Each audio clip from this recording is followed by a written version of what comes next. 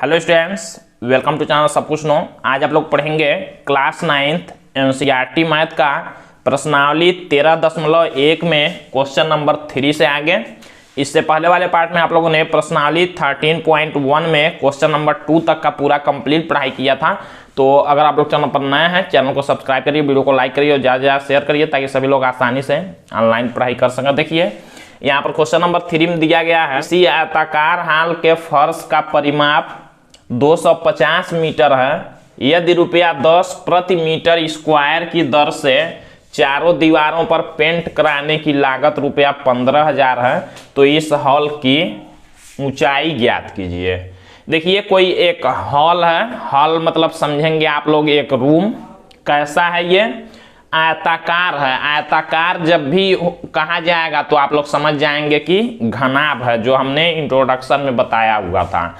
और वर्गाकार कहेगा तो चारों भुजा बराबर होती है, मतलब वर्ग में आप लोग जानते हैं तो वर्ग के जैसा होता है घन। यहाँ घनाभ का बात किया गया, आयताकार हॉल कहा गया। हॉल मतलब कमरा आप लोग समझ सकते हैं, तो आयताकार मतलब घनाभ समझेंगे आप लोग। कहा गया एक आयताकार हॉल के फर्श का परिमाप, फर्श मतलब नीचे का जो आयत होगा, 6 फलक होते हैं, 6 पृष्ठ होते हैं घनाभ में, तो नीचे का फर्श कहा गया है, उसका परिमाप दे दिया गया है 250 मीटर। आप लोग जानते हैं आयत नीचे क्या है, आयत होगा।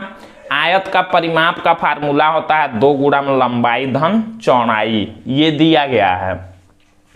और कहा गया 10 रुपया प्रति मीटर स्क्वायर क्षेत्रफल। जब भी स्क्वायर में देगा तो आप लोग समझेंगे क्षेत्रफल है, मतलब प्रति का मतलब होता है 1 मीटर स्क्वायर क्षेत्रफल का दाम दे दिया गया है 10 रुपया है। और कहा गया चारों दीवारों पर पेंट कराने की टोटल लागत है 15,000। तो यही बताना है इस हाल की ऊंचाई क्या होगी, केवल ऊंचाई बताना है। तो हम लोग तो मान लेंगे, पहले लिखेंगे माना हॉल की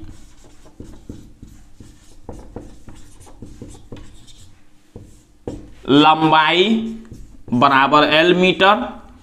L लंबाई हमने बताया था आप लोगों को मानने के लिए। हॉल की चौड़ाई मान लेंगे हम लोग B मीटर, M मतलब मीटर। देखिए लिखेंगे हॉल की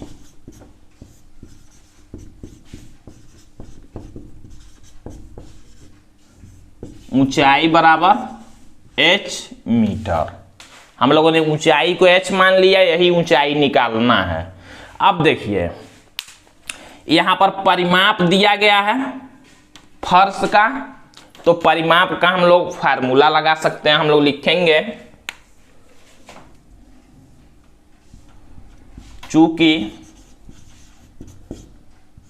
फर्श का परिमाप बराबर दिया गया है 250 मीटर।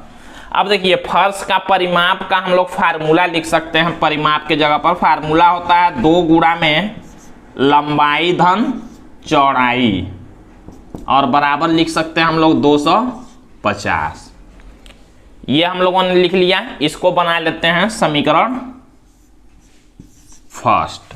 ध्यान दीजिएगा, ये जो दिया गया क्वेश्चन में आयत, ये फर्श का परिमाप, तो हमने फर्श का परिमाप 250 लिखा, परिमाप का हमने फार्मूला लिख लिया 2 गुणा में L प्लस B और बराबर हो जाएगा 250। इसको हमने समीकरण फर्स्ट बना लिया, इसका यूज करेंगे। अब देखिए कहा गया है कि चारों दीवारों पर पेंट कराने की कुल लागत इतना है। चारों दीवारों पर, जब चारों दीवारों का बात किया गया तो आप लोग समझ जाएंगे पार्श्व पृष्ठीय क्षेत्रफल हमने बताया था आप लोगों को। एक तो संपूर्ण पृष्ठीय क्षेत्रफल, संपूर्ण पृष्ठीय क्षेत्रफल में हमने बताया था 6 आयत जो होते हैं चारों तरफ का, ऊपर नीचे का पूरा लेते हैं। और पार्श्व पृष्ठीय क्षेत्रफल में हम लोग क्या लेते हैं, चारों तरफ का दीवार ऊपर नीचे का छोड़ देते हैं। तो पार्श्व पृष्ठीय क्षेत्रफल का फार्मूला हमने आप लोगों को बताया था 2 गुणा में L प्लस B और इंटू H। ये पार्श्व पृष्ठीय क्षेत्रफल है। चारों दीवारों पर पेंट कराने का मतलब क्या हुआ, पार्श्व पृष्ठीय क्षेत्रफल हमको निकालना है। और देखिए पार्श्व पृष्ठीय क्षेत्रफल का लागत दे दिया गया है 15,000 और जबकि 10 रुपया प्रति मीटर स्क्वायर का दाम है। तो पहले हम लोग क्षेत्रफल निकालेंगे। चारों दीवारों पर हमको पेंट लगाना है, तो चारों दीवारों का क्षेत्रफल कितना होगा, कैसे निकालेंगे? तो देखिए ध्यान दीजिएगा आप लोग, चारों दीवारों पर पेंट कराने का खर्च 15,000 है। टोटल खर्च दिया गया है 15,000 और 1 मीटर स्क्वायर क्षेत्रफल का दाम कितना है? 10 रुपया। तो जब हम लोग 1 मीटर स्क्वायर क्षेत्रफल वाले दाम से टोटल वाले दाम में भाग करेंगे तो हमको क्षेत्रफल पता हो जाएगा। यानी कि 1 0 से 1 0 कैंसिल, 1500 बटा 1 मतलब 1500 आ गया क्या? चारों दीवारों का क्षेत्रफल। हम लोग लिखेंगे चूंकि चारों दीवारों पर पेंट कराने की कुल लागत बराबर है 15,000 रुपये। चारों दीवारों पर पेंट कराने की कुल लागत कितना है? चारों पर खर्च हो रहा है पेंट कराने का 15,000, जबकि 1 मीटर स्क्वायर का दाम है कितना? 10,000। तथा लिखेंगे 1 मीटर स्क्वायर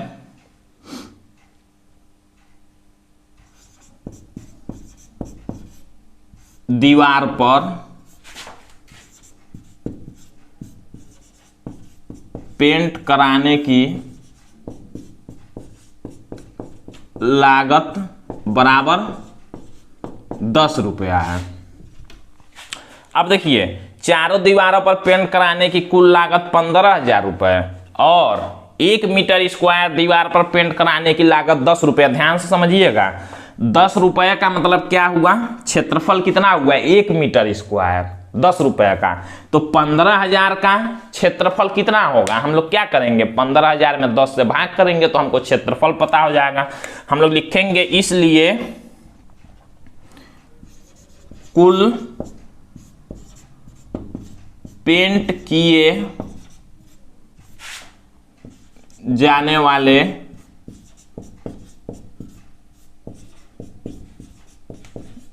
दीवार का क्षेत्रफल बराबर 15,000 में हम लोग भाग कर देंगे किससे?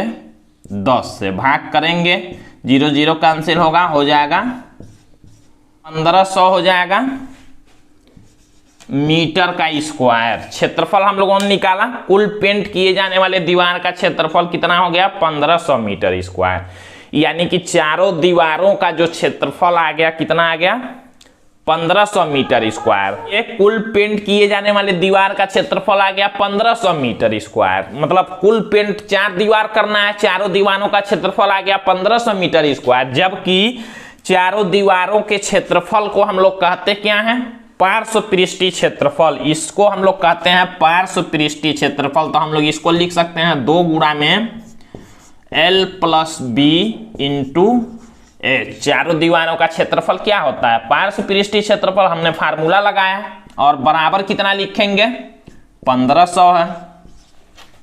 इसी को सॉल्व करते हैं। देखिए 2 गुणा में L प्लस बी, 2 गुणा में L प्लस बी का मान है 250। तो 2 गुणा में L प्लस बी के जगह पर हम लोग लिख सकते हैं 250 और गुणा में बचेगा H और बराबर हो जाएगा 1500। यहां लिख लेंगे समीकरण 1 से। समीकरण 1 से हमने क्या किया है? 2 गुणा में L प्लस बी के जगह पर हमने 250 रख दिया। हमको H का मान निकालना है। आप लोग देख रहे हैं 250 गुणा में उधर जाएगा तो भाग में होगा। यहां हम लोग लिख लेते हैं, लिखेंगे H बराबर 1500 बटा में 250। 1 0 से 1 0 कैंसिल होगा, 25 से 150 में भाग आप लोग करेंगे तो 6 बार में कैंसिल होगा। यानी कि 6 क्या है? ऊंचाई है, तो मीटर में आएगा 6 मीटर। ये हमारा आंसर हो जाएगा। तो तो इस तरह से आप लोगों को क्वेश्चन सॉल्व कर लेना है। अब हम लोग क्वेश्चन नंबर 4 को देखते हैं। देखिए यहाँ पर क्वेश्चन नंबर 4 में दिया गया किसी डिब्बे में भरा हुआ पेंट 9.375 मीटर स्क्वायर के क्षेत्रफल पर पेंट करने के लिए पर्याप्त है।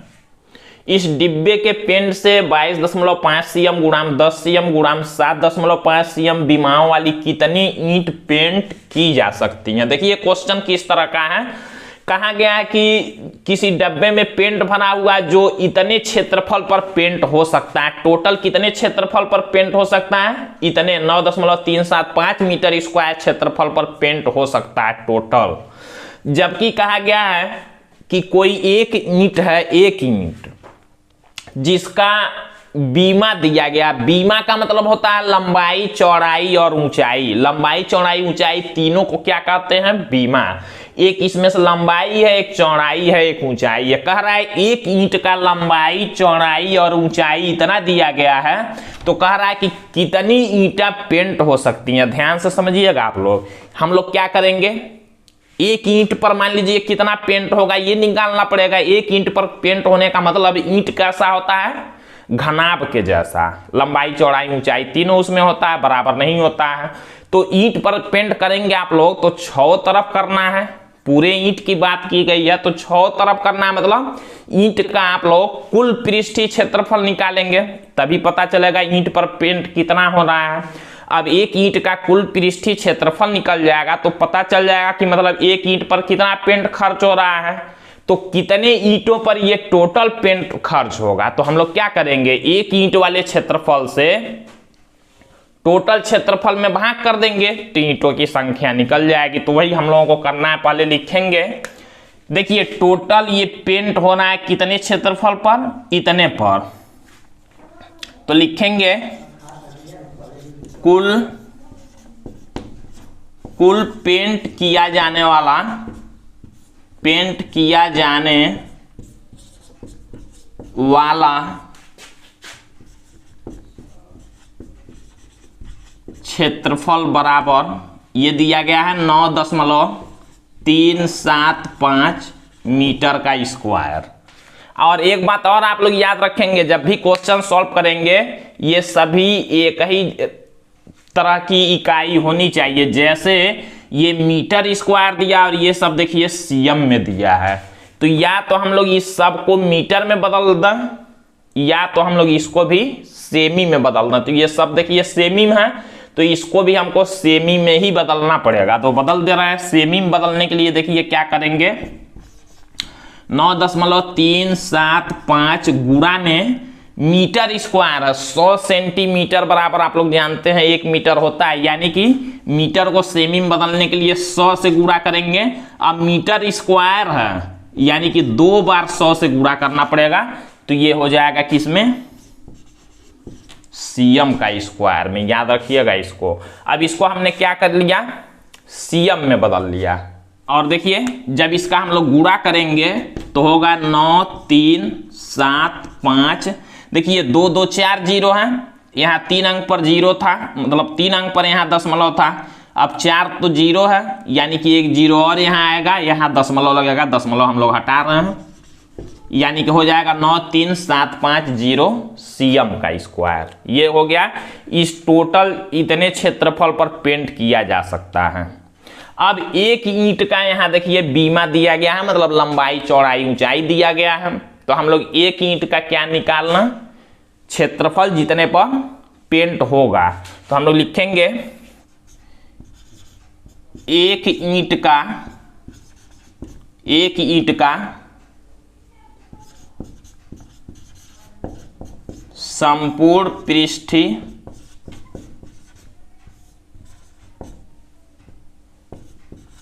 क्षेत्रफल बराबर, एक ईंट का हम लोग संपूर्ण पृष्ठीय क्षेत्रफल निकाल रहे हैं क्योंकि एक ईंट पर चारों तरफ से पेंट होगा। तो एक ईंट का संपूर्ण पृष्ठीय क्षेत्रफल फार्मूला आप लोग जानते हैं, 2 गुणा में LB plus BH plus HL, ये फार्मूला होता है संपूर्ण पृष्ठीय क्षेत्रफल का। तो 2 गुणा में LB, L देखिए 22.5 गुणा में B 10, फिर देखिए प्लस बी के जगह पर 10 गुणा में एच के जगह पर 7.5, फिर प्लस एच के जगह पर 7.5 गुणा में एल के जगह पर 22.5। ये लिखेंगे, इसको हल करते हैं तो 2 गुणा में ये गुणा करना है आप लोगों को। तो देखिए एक जीरो आएगा, एक दशमलव लगेगा, जीरो हट जाएगा, यहाँ हो जाएगा 225 प्लस यहाँ 10 का गुणा होगा जब इसमें तो 75 प्लस और यहाँ गुणा करते हैं तो 168.75 ये हो जाएगा। अब देखिए सबको क्या करना है, 2 गुणा में इस सब को जोड़ लेना है। तो जोड़ेंगे तो 468.75 हो जाएगा। अब 2 का है इसमें गुणा कर लेंगे, 2 का गुणा करेंगे तो 937.5 होगा। और ये क्षेत्रफल है, देखिए सीएम में सब दिया गया तो क्षेत्रफल को सीएम का स्क्वायर लिखते हैं। तो ये हो गया एक ईंट का संपूर्ण पृष्ठीय क्षेत्रफल 937.5 सीएम का स्क्वायर। ध्यान दीजिएगा एक ईंट का क्षेत्रफल इतना है, जबकि टोटल क्षेत्रफल कितना है इतने पर पेंट किया जाना। हमको ईंटों की संख्या बताना है, एक ईंट का क्षेत्रफल इतना और टोटल क्षेत्रफल इतना।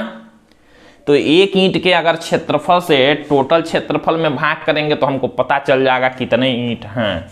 तो हम लोग लिखेंगे ईंटों की संख्या लिखेंगे, इसलिए ईंटों की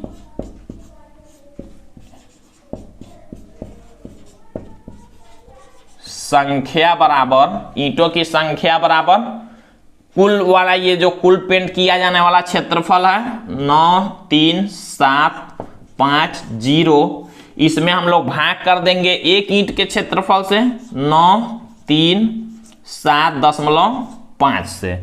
इससे जब भाग करेंगे हम लोग तो ईंटों की संख्या पता हो जाएगी।